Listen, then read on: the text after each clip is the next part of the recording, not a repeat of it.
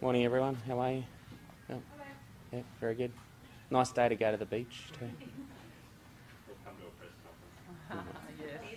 Don't ask any questions, then we can get to the beach.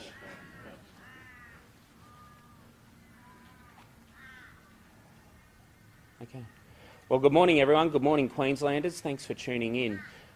We've got a couple of things to announce today. We'll start off with the COVID update, and I'll invite the Chief Health Officer, Dr Gerard, to provide an update in just a couple of moments. The first thing I wanted to say is that there will be an update of one of the health directives today, and this update is around taking photos with Santa at Christmas time. So just clarifying that you will be able to take photos with Santa in shopping centres without masks for the photo, and of course then once you're finished taking the photo with Santa, for you to put the mask back on. So a little Christmas present a little bit early for all those kids who want to see Santa. But I'll now invite the Chief Health Officer to provide the COVID update for today. Thank you very much, Minister. In the last 24 hours, we've seen 42 additional cases of COVID-19 across Queensland. This brings the total to 2,297. 42 may seem like a relatively small number, but you will recall this is double the number we saw just 48 hours ago. So at a doubling rate, if this rate continues, we will see significant numbers in January as predicted. I have had an opportunity to speak to most of the doctors who've been looking after the patients with the diagnosis of COVID-19 in the last 24 hours, and I can say that all of the patients, with the exception of one, have minimal symptoms or no symptoms. The one patient who is moderately unwell and breathless in one of our teaching hospitals was unvaccinated. It's disappointing to see that at this stage of the pandemic, the once-in-a-100-year pandemic, when every Queenslander has had an opportunity to get vaccinated, that we are still seeing unvaccinated patients being admitted to hospital with significant symptoms. But I wish this lady well, and hopefully she'll improve soon. At this stage, we have no one in intensive care in our hospitals. We are moving towards... You will be aware that previously we have been admitting all patients with COVID-19 to hospitals in Queensland, mostly for infection control purposes. We are moving away from that model, and we are clearing beds to allow capacity in the coming weeks should we require it. I can also tell you that information in the last 24 hours suggests that the Omicron strain is becoming dominant in Queensland, with 21 out of the 25 last tested viruses being found to be the Omicron strain. This is happening very rapidly, again even more rapidly than we originally predicted. We thought that might take weeks. It looks like if this trend continues, it will be dominant within days. Omicron, as we know, is very contagious. It's the very contagious form of the virus, but it appears at this stage that the vaccine is very effective, particularly in preventing severe disease, which is the main thing. Most of the patients that we have seen who've had the Omicron strain who are vaccinated have very mild symptoms. We will, however, be getting more information as the days and weeks go past, particularly from overseas. So we still don't have all the information on that, and I don't want to overstate that, but the vaccines still appear to be effective. Our public health measures must, however, continue, and the particular reason why some of these measures, like isolating contacts, are important, because we want to allow particularly those that are vulnerable to get a third dose in the coming weeks, a third dose of the vaccine to protect them against severe disease. It's also important, some of our hospital workers, or most of our hospital workers, will have had their vaccine more than 5 months ago.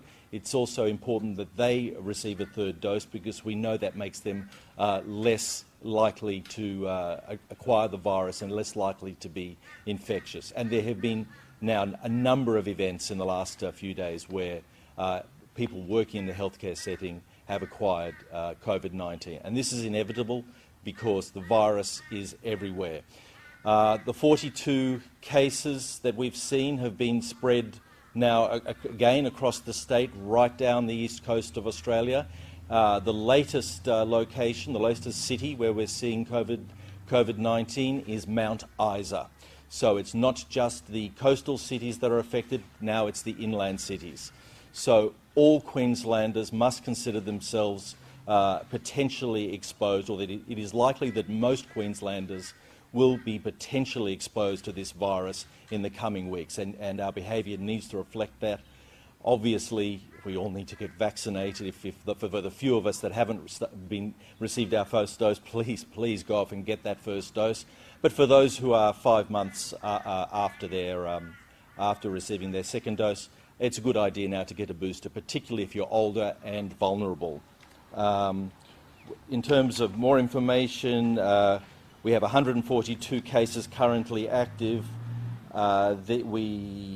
We completed 18,312 tests yesterday, 14,615 vaccines were administered in Queensland yesterday, mostly by Queensland Health, or that's by Queensland Health sites.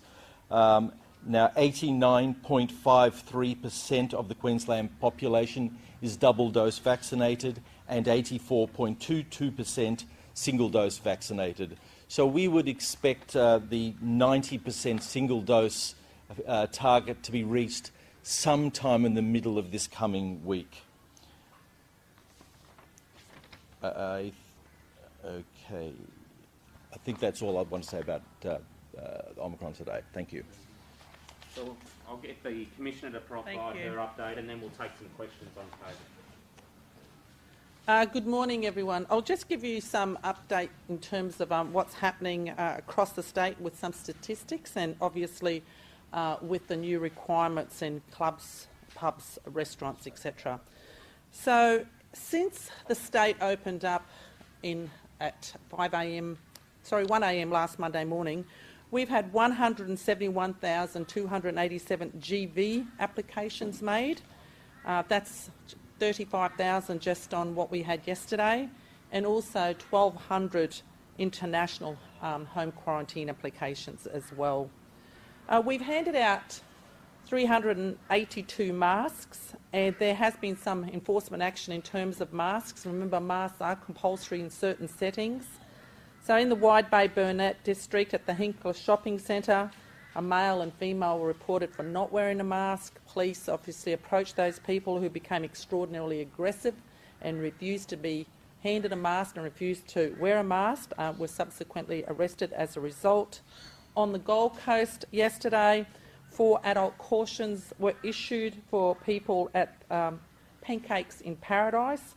Further action investigation is taking place in relation to that for obviously failing to comply with the direction of being fully vaccinated to enter such premises.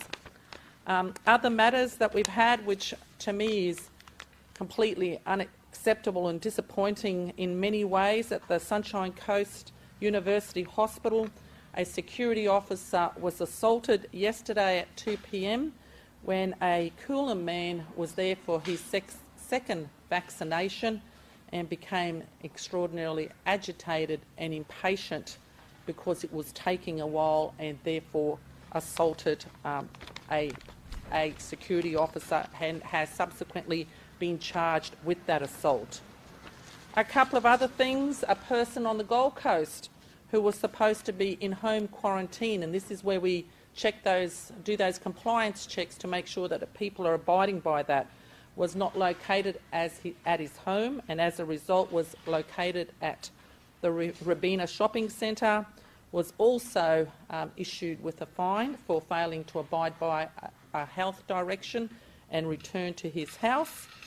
And in Mergen, a 53-year-old person who entered licensed premises without being fully vaccinated, became abusive and obviously continued to abuse staff. Police have removed that person, and he was fined as well.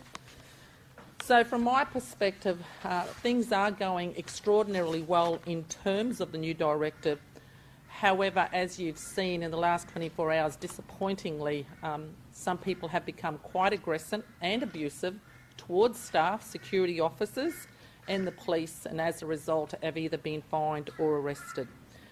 For non-compliant patrons, in the last 24 hours, 55 calls for service, and businesses, 98 calls for services. Once again, a lot of that has related to just understanding the new system, but as I said, 4 adult cautions have been issued and further investigations have been carried out on the Gold Coast in relation to that restaurant that I have just mentioned. I might leave it at that and we'll ask for questions. Min, do you want to do that now before you go on? Commissioner, yes. There are reports that some of the police officers in the Bribie station have been exposed to COVID. Is that station now closed, and what impact will that have on policing? So we have got one of our police officers from that station has been tested positive to COVID.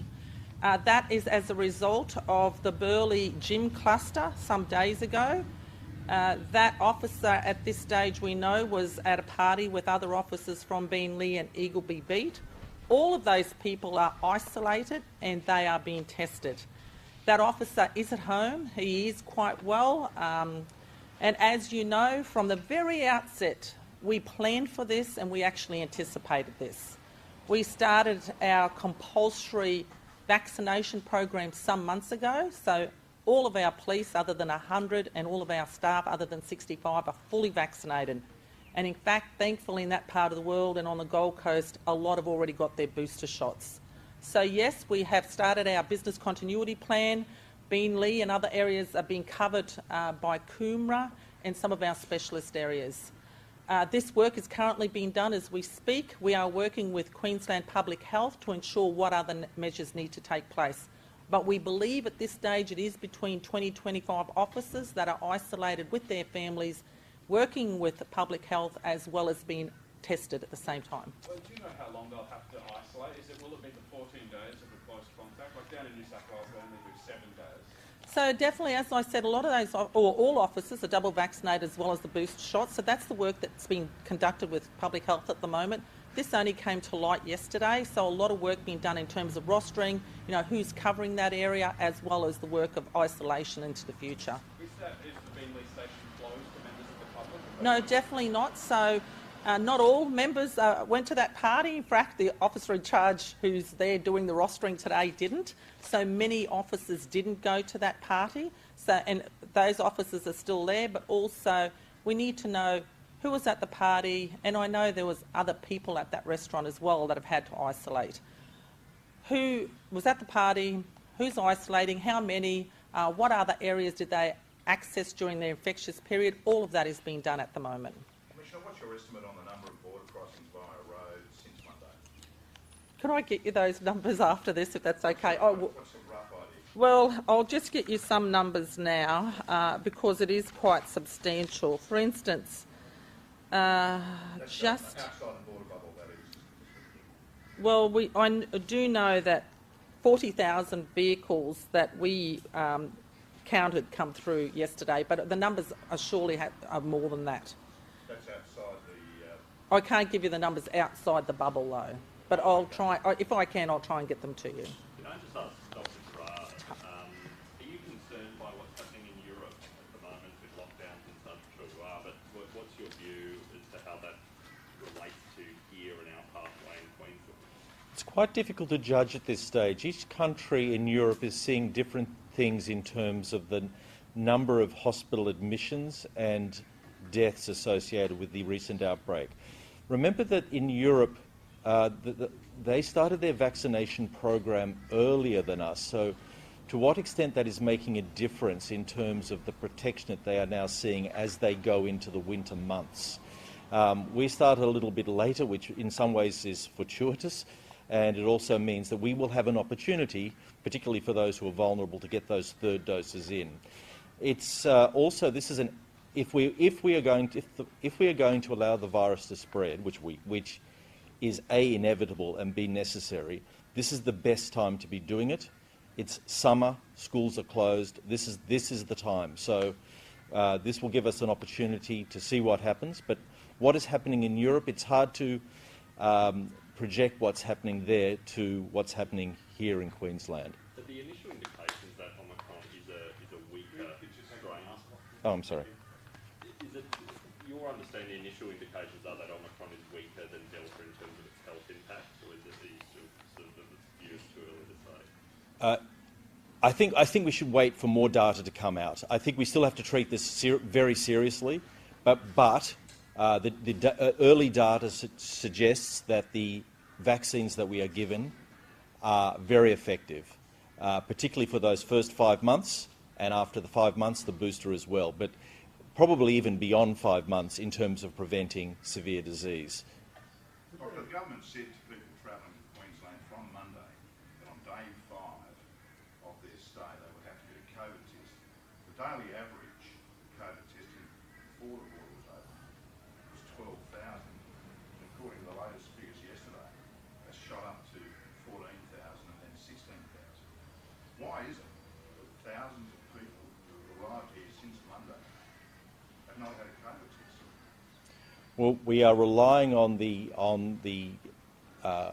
people to do the right thing in terms of getting that test, and I think Queenslanders will get that test. What about people travelling to Queensland? That's a condition imposed on them by the Premier, by the Health Minister, the threat of quarantine and penalties. Do you think thousands of people will be willing to take that risk by not getting a COVID test, or is the system just not capable? The system is capable of testing the required number of people that have crossed the border. There has been detailed planning for this, and we are relying on the goodwill and the consciences of those people who have crossed the border to get. Those thousands of people who have not been tested, according to the instructions from the Premier, according to the law outlined by the Health Minister, are deliberately breaking the law and risking quarantine and penalties. Is that what you're suggesting? And if so, what are the chances of their detection? I think it's too early to say how many of them are going to be tested. Let's see in the next few days. That's not what the Premier said, though. She came out and was quite explicit about the threat of penalties for people who did not receive a COVID test on day 5. 30,000 a day has been the capacity so far. So far you're doing 2,000 beyond what was the daily average before the border opened. How do you explain that? Well, if people aren't getting tested, they do risk penalties if they are caught. Commissioner, can we ask you for an update on... Sorry. In New South Wales, I guess they obviously have more cases, but some health staff at hospitals are having to come off their Christmas leave early, I guess, to tend to that demand. Is that happening in Queensland yet? What's the rostering like at the moment? Not at this stage, because the demand on the hospitals has not increased at this stage, and we don't expect it to around Christmas time. In fact, the patients that we had in previously with COVID, some of them are actually being sent home because we've had patients in our COVID wards who are there for quarantine purposes. At the moment, staffing is not an issue in our hospitals and the COVID wards. Do we have an updated date for January when we get 90% double dose if we potentially are going to get first dose this week? I have not seen an updated date. It's sometime in January.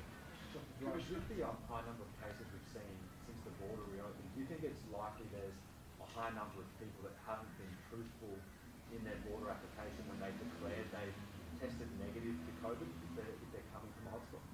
Well, they have to be able to demonstrate through the app that they have been tested, so it's not something that one could easily forge. They would have... no, I don't believe so.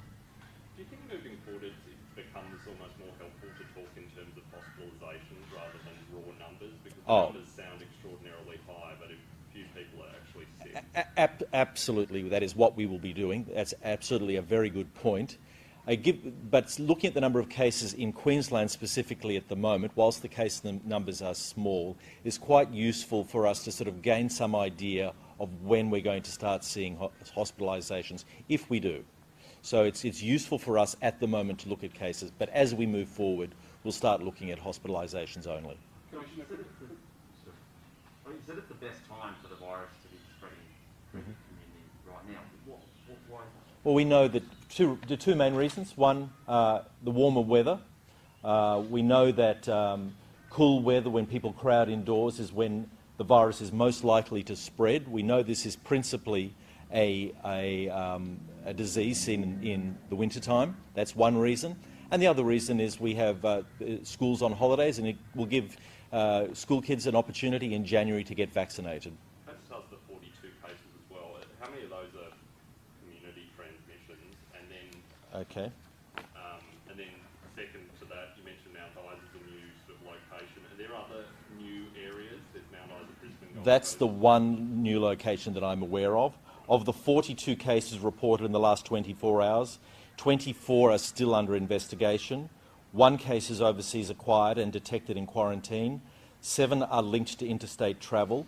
8 are contacts of known cases. And 2 cases do not have a link to a case or an exposure venue and have no history of interstate travel.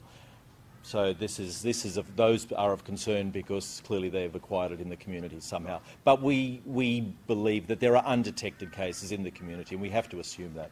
How many penalties have been issued to people who haven't failed getting COVID tests done? How many penalties have been issued? The 5-day test. Yeah, from the thousands of people who failed to get the COVID test, and how many penalties have been issued? As far as no, there have been no penalties issued, as far as I'm aware. Premiers on December 6th, they don't get the COVID test done day 5. Penalties will be issued. Was that an empty threat? Look, we're relying on people's honesty and the fact that they're going to do the right thing. Are you seriously suggesting thousands of people deliberately doing the wrong thing? Is that what you're suggesting? We are relying on people to be honest and do the right thing. Commissioner, could I ask for an update on this search and rescue that's happening right now? Thanks. Thank you. Look, I can confirm at the moment that there has been a light plane crash at the end of the runway at Redcliffe earlier today, only an hour or so ago. The plane is in a very, very difficult situation, difficult position in the wetland area, and we have currently got police and divers travelling to that area, and that's all I can say at this stage. No idea how many passengers? I can't confirm the number of passengers, and obviously I would not like to do that and find something different, so we just can't confirm that at this stage. Thank you. How many people were turned away at the border? Yes, I can. Can I have a look at that? Because there will be different numbers on the roads compared to the numbers, obviously. Okay, so a number of flights from hotspots were 197. 16 people refused entry and 104 were put into hotel quarantine. And I touched on this before. This is because they don't have their PCR test and are waiting for that. Vehicles intercepted, 39,190 vehicles were turned around, obviously because their issues, didn't have their border pass or couldn't fulfil the criteria. 1,162 heavy vehicles were intercepted, and of those, 8 of them were turned around. And yeah, I think I've given you all of them. Thanks. Commissioner, just before Yes. we go, last night on the Gold Coast, 2 17-year-old students on schoolies from New South Wales were identified as a risk by COVID-free after their test on Friday. A good friend was found to be COVID positive. They were told they were going to go into quarantine for 2 weeks for these 17-year-olds. But they were forced to wait on a curbside for 4 hours before they were taken to a quarantine hotel and processed by your officers. Is that ideal? Hundreds of people walking past at that time? Well, I don't know what the circumstances were, but I leave it up to the officers to make those very important decisions. There may be reasons for that, whether they had... Queensland Health responsibility. There was a COVID taxi that came to get them eventually. Well, it may be the case, but the thing is, you know, they're children still. They may be waiting for parents, so... No, they weren't. They were 17 travelling independently. Well, there are many reasons why that may be the case, and until I'm properly briefed as to why they were there and why it took so long, I can't comment. Thank you. So that's it for COVID. Okay, thanks very much. Well, very pleased to be here to celebrate with some of our health heroes and investment in the front line. We know that as communities grow and as more and more people rely on our health system, we need to continue to invest in the front line.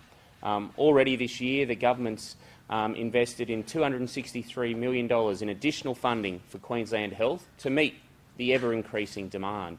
What's that's seen so far to date is 179 additional ambulance officers and over 100 additional or new and replacement ambulance vehicles.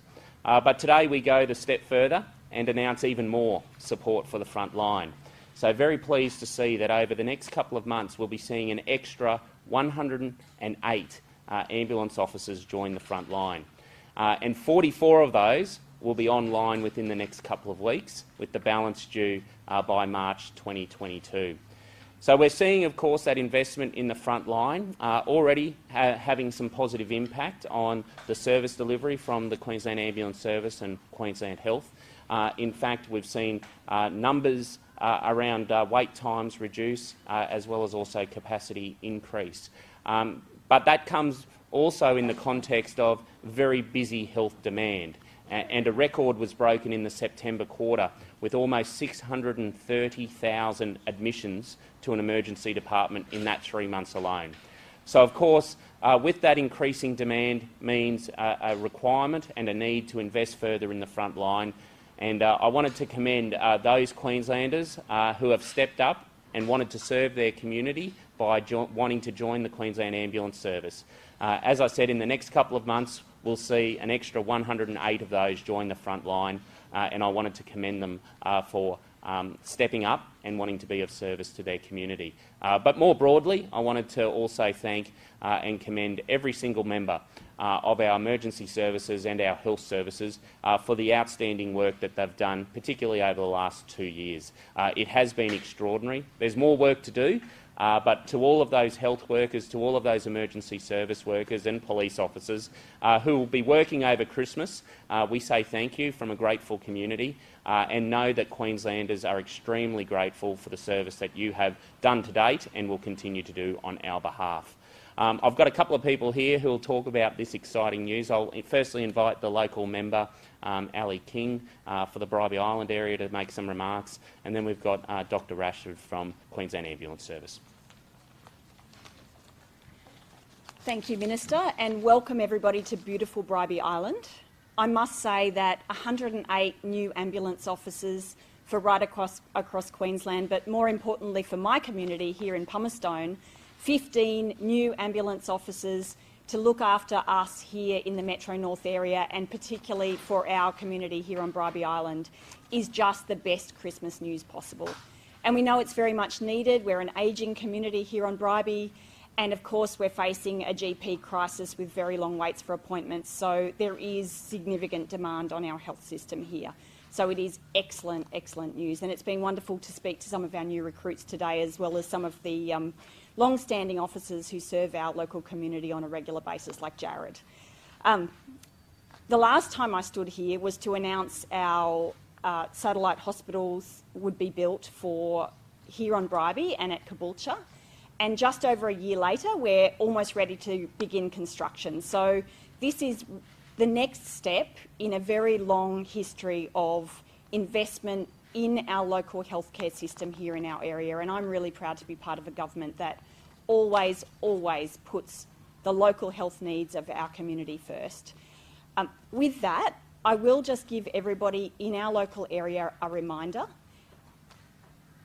It is now with updated advice that you can get your COVID-19 booster 5 months after your second dose. I had mine on Thursday. I'm feeling great. You can head into the Caboolture Square vaccination hub, or to one of our GPs, or to one of our wonderful pharmacies, which is where I went to get mine, and get yours, because the very best Christmas gift we can all give each other is to be protected from COVID-19. But with that, can I just celebrate this wonderful announcement of new ambulance officers for our community? I couldn't be more grateful and more delighted to welcome them here to Bribie and to the broader Palmerston community. Merry Christmas, everyone. Thank you very much, Minister, Ms King. I'll just wait for our fantastic paramedics to wander behind. It'll be a fantastic backdrop. Obviously, we really welcome this investment. It's an investment in young Queenslanders who will take on a 30 to 40-year career with the Queensland Ambulance Service. And this is just the start of their journey, and what a time to start it, at a time when we're facing a pandemic, increased workload due to that. But I can't think of a more exciting time to welcome these highly intelligent healthcare providers into our service. Our paramedics, our patient transport officers, our operations centre staff are at the front line of COVID, This 108 additional staff on top of what we've already been provided by government will further allow us to posture and be ready for anything that COVID presents to us. The Queensland Ambulance Service is a mobile emergency health service across Queensland. You've heard that we have cases across the entire state. We need to be prepared for that. With these additional staff, we will be that way, and we feel well prepared to help Queenslanders at their time of need. Any questions about this? Is this money new, or was it announced in the state budget in June? So this is part of the $260 million boost for Queensland Health. So it's over and above, obviously the standard baseline funding for Queensland Health. It is a boost. They are growth numbers. This is an extra resource for the Queensland community. So in the budget, there were 470 new paramedics that were planned to be rolled out over 4 years. Is that part of that route? Look, I'd have to get you the specific details on that. Obviously, here representing the Health Minister, who's on well-deserved leave, we can get you the specific details around that. I'm not familiar with the specifics around the budget papers. Minister, new officers are one thing, but what's being done to create more hospital beds in emergency departments to prevent that bottleneck, that ramping?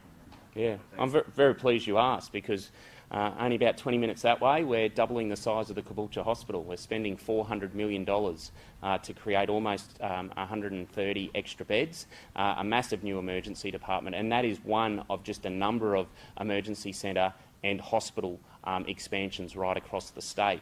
We're also building 7 new satellite hospitals as well. Many of them will have an urgent care service, so again relieving pressure on the system. So not only are we investing in the health infrastructure with new buildings, new facilities, but we're also investing in the staff that's required, not only in the ambulance service but in the hospital services as well. Minister, with new paramedics, will that be enough though if you have ambulances piling up at hospitals with beds that are full?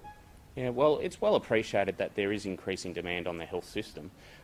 Any extra resourcing that we can provide to support our health services and the work that ambulance officers do is, I'm sure, very welcome by the people of Queensland. So this is an extra 108 on top of the 179 already delivered this financial year.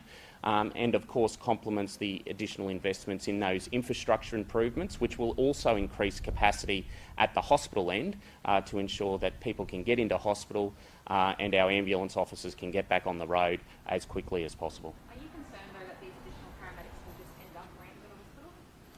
Well, this is all about investing in the entire spectrum of the health system. So not only do you invest at the front end with the ambulance officers, the additional vehicles, the additional ambulance officers, but you also invest at the back end, and that's what we're seeing now, down the road at Caboolture, at a number of other major hospitals throughout southeast Queensland and across the state, and also those new satellite hospitals. All of that is about the spectrum of investment, and all of that will go some way to addressing the ever-increasing demand.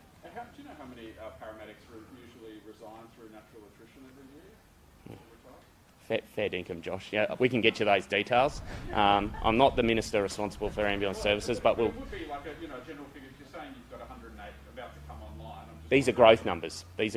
So they're over and above attrition. If you ask me about how many police officers or firefighters, I could probably rattle those numbers off for you. But on ambulance officers, it's outside my ministerial portfolio area. In the public service workforce figures that were released this week, it looked like police figures have gone down 50. Sorry, what was that? In the public service workforce figures that were released this week, from September last year to this year, there's 50 less police officers. Do you know why that is? It's a point in time. So often you'll have people retire at a particular date at a particular time. We've got an extraordinary investment in the policing service. So now we've got over 12,000 sworn officers, over 17,000 people in the police service. We're actually increasing that by 2,000 by 2025. There is significant growth going on. Only 2 days ago, I was at one of the biggest graduations that we've had in many years, over 110 new police officers. There's another graduation in a couple of months and then another one after that. So there's significant growth going on. Sometimes when you've got a point in time between when people retire and when new recruits start, you'll have some variability with those small numbers. But overall, there's a significant increase, and the graduation just a couple of days ago proves that. What do you make also of the protests on the Adani mine site that have been flying in, bringing alcohol and allegedly hurling abuse at the staff there? Yeah, I think all Queenslanders condemn anyone who breaks the law when they go about, so-called exercising their rights to protest. Of course, Queenslanders support people's right to protest with one condition. It's done lawfully and it's done respectfully. I know police are looking very closely at these matters, and I also know that the Commissioner and others are meeting with some key stakeholders during this next week to discuss ways forward. But can I remind anyone who wishes to exercise their right to protest, you can do so, but do it lawfully and respectfully, and then you'll be able to carry out that democratic right that you've got without consequence. This has apparently been going on for months. Do you know why it's taken so long for any sort of action?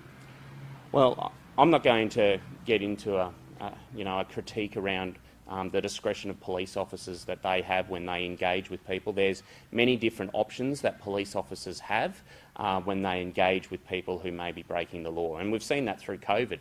The primary posture that the police have taken is one of communication, compassion and then compliance. And police officers have that discretion to engage with people who might be conducting themselves contrary to law in any matter, in any respect. So I'm not going to have a critique of the actions police have taken. I know that police take all of their action very seriously. They are very reflective and considerate of all of the actions that they take. And as I said, the Commissioner and others are meeting with some key stakeholders this week to discuss some other options moving forward. Very good. Excellent. Thanks, everyone. Thank you.